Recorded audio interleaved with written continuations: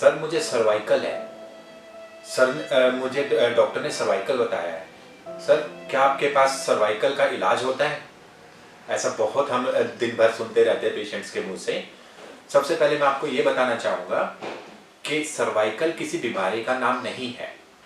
Cervical हमारी गर्दन की हड्डी या गर्दन वाले एरिए को एनाटॉमिकल लैंग्वेज में हम सर्वाइकल बोलते हैं। ठीक है, सर्वाइकल किसी भी बीमारी का नाम नहीं है, इसलिए कभी भी आप ऐसे मत बोलिए कि मुझे सर्वाइकल हो गया या आपके पास सर्वाइकल का इलाज है। अगर इस एरिया में कोई भी पेन होता है तो उसको हम सर्वाइकल पेन बोल सकते हैं। नमस्कार दोस्तों, आज हम बात करेंगे कि सर्वाइकल पेन के बारे में कि सर्वाइकल पेन होता क्यों है, इसके क्या क्या कारण हो सकते हैं और इसका सही और इफेक्टिव ट्रीटमेंट क्या हो सकता है। क्या ये परमानेंट ठीक हो सकता है या नहीं हो सकता है। तो दोस्तों, सर्वाइकल के बारे में जानने से पहले हम देखते हैं कि स्पाइन क्या चीज होती है। स्पाइन हमारी 33 वर्टिब्रा से बनकर एक यूनिट बनती है जिसको हम बैकबोन भी बोलते हैं। तो ये लास्ट की 5 बोन्स सेक्रम होती है, फ्यूज होती है। ये लंबर स्पाइन होती है जिसमें 5 बोन्स होती हैं। अगर इसमें कोई भी पेन होगा तो वो लंबर स्पाइन पेन बोलेंगे या नॉर्मली हम बोल सकते हैं उसको बैक पेन, राइट। ऊपर हम आते हैं डोर्सल एरिया में, रिबकेज वाले एरिया में, उसमें 12 बोन्स होती हैं और वो रिबकेज के साथ अटैच होती हैं बोन्स। और फिर हम आते हैं अपनी सर्वाइकल स्पाइन पे जिसमें 7 वर्टिब्रा होती है। तो इन किसी भी वर्टिब्रा में कोई भी मिसअलाइनमेंट, कोई भी डिस्टरबेंस होगी तो वो हमें पेन देगी और उस पेन को हम सर्वाइकल पेन बोलेंगे, राइट। अब बात करते हैं कि वर्टिब्रा मिसअलाइन होती कैसे है। वर्टिब्रा मिसअलाइन होने का सबसे बड़ा रीजन ये हो सकता है कि एकदम से कोई बड़ा जर्क लग जाए।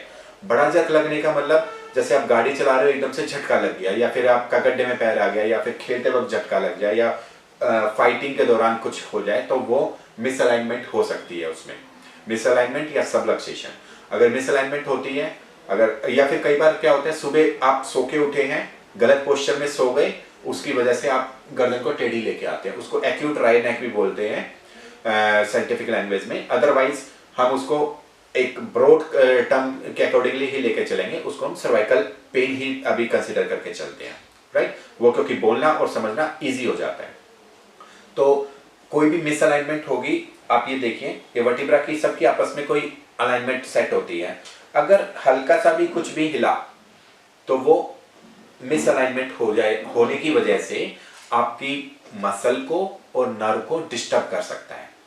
अगर डिस्टरबेंस होती है तो उसको हमें फिर करेक्ट करना पड़ेगा। जब तक हम उसको करेक्ट नहीं करेंगे तब तक आपका पेन परमानेंटली ठीक नहीं हो सकता। सेकंड, अगर सडन जर्क नहीं है तो धीरे धीरे कोई आपका बैड पोस्चर में बैठने की वजह से मसल टाइटनेस हो सकती है, उसकी वजह से वर्टिब्रा को वो अपनी तरफ पुल कर सकता है और मिसअलाइनमेंट हो सकती है। उसको हम क्रोनिक सर्वाइकल पेन भी बोल सकते हैं, क्योंकि वो धीरे धीरे करके आता है, काफी लंबे टाइम में आता है। जब तक बॉडी एडजस्ट करती है तब तक पेन आपको नहीं होता है। जैसे ही बॉडी का एक थ्रेशोल्ड लेवल टच होगा उसके बाद आपको बॉडी में पेन्स आने स्टार्ट होंगे।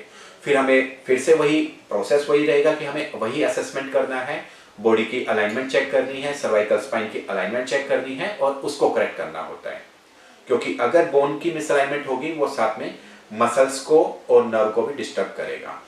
अगर आपको एक बहुत इंपॉर्टेंट बात बताते हैं कि अगर यह मिसअलाइनमेंट थोड़ी ज्यादा हो जाती है तो उनके बीच का गैप ओपन हो जाता है, जिसकी वजह से स्लिप डिस्क हो सकती है। अगर लोअर स्पाइन में स्लिप डिस्क होती है तो वो sciatica लेके आता है, sciatic नर्व जारी होती है तो वो sciatica लेके आता है। अगर ऊपर होगा तो वो आपके हाथों में पेन लेके आ सकता है, राइट। तो ये जो स्लिप डिस्क, नर्व कंप्रेशन, ये सब जितना भी पेन्स होते हैं, ये सारे पेन आपको मिसअलाइनमेंट की वजह से होते हैं, राइट।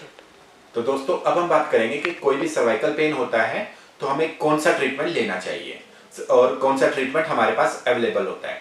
तो सबसे पहले हमारा एलोपैथिक मेडिसिन या इंजेक्शंस, फिर आयुर्वेदिक, होम्योपैथी और यूनानी, ये सारी जिसमें हम दवाइयाँ लेके उसको सेटल डाउन कर सकते हैं।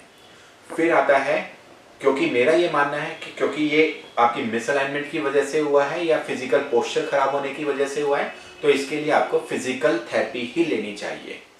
तो उसमें फिजिकल थेरेपी में क्या क्या ऑप्शंस आते हैं आपके पास? Physiotherapy, chiropractic, osteopathy, cupping, needling, taping, ये सारे ट्रीटमेंट आपके पास आते हैं, तो ये सारे फिजिकल पेन्स होते हैं and they have to be treated physically only. आप ये बात हमेशा गांठ मार लीजिए, क्योंकि ये फिजिकल पेन है, आपको फिजिकली करेक्ट ही करनी पड़ेगी, इसके लिए थेरेपी ही लेनी पड़ेगी आपको, राइट। हम यहाँ पे अलाइनमेंट को असेस करते हैं, उनको डायग्नोज करते हैं और उनको ट्रीट करते हैं। So literally we are treating the cause behind your cervical pain. तो आप मेडिसिन से अगर बाई चांस आपका सेटल डाउन हो भी जाता है, लेकिन वो मिसअलाइनमेंट वहीं की वहीं रह जाएगी, जिसकी वजह से वो फ्यूचर में भी आपको परेशान कर सकती है। क्योंकि एक मिसअलाइनमेंट अगर यहाँ पे अटक गया तो वो धीरे धीरे धीरे आपको दूसरे स्पाइन के दूसरे हिस्से में भी पेन लेके आ सकता है। वो मिसअलाइनमेंट को बैलेंस करने के चक्कर में कोई दूसरा लेवल कंपनसेट करेगा और वो धीरे धीरे बाकी लेवल को इफेक्ट करना स्टार्ट करेगा, और जिसकी वजह से और पेन्स आने स्टार्ट हो जाएंगे बॉडी में। यही रीजन होता है कि यंग एज में आपको थोड़ा सा पेन होता है, मेडिसिन से आपने सेटल डाउन कर लिया, धीरे धीरे जैसे जैसे एज बढ़ती जाती है तो आपको बॉडी में पेन्स बढ़ते जाते हैं। कभी पहले नेक में था, कभी बैक में आया, फिर नी में आया, इधर उधर। जैसे आप देखते होंगे अपने घर में बड़े बूढ़ों का, तो उनको बहुत सारे पेन्स आ जाते हैं बॉडी में। अगर आप उनकी सबकी हिस्ट्री लेंगे तो स्टार्टिंग हमेशा ऐसे ही होती है कि उनको कोई सर्वाइकल पेन या बैक पेन स्टार्ट हुआ, इग्नोर किया, अपने आप ठीक हो गया, या दवाइयों से ठीक हो गया, या 1-2 महीने का बेड रेस्ट करके या 15 दिन का बेड रेस्ट करके दवाइयाँ खा के वो सेटल डाउन हो गया। लेकिन धीरे धीरे और पेन्स आते रहे। उस टाइम पे वो सेटल हो जाएगा, लेकिन फ्यूचर में वो पेन लेके आएगा, क्योंकि अगर मिसअलाइनमेंट हुई है, उसको ठीक नहीं किया, तो ये डेफिनेटली आपको आगे फ्यूचर में परेशान करेगा।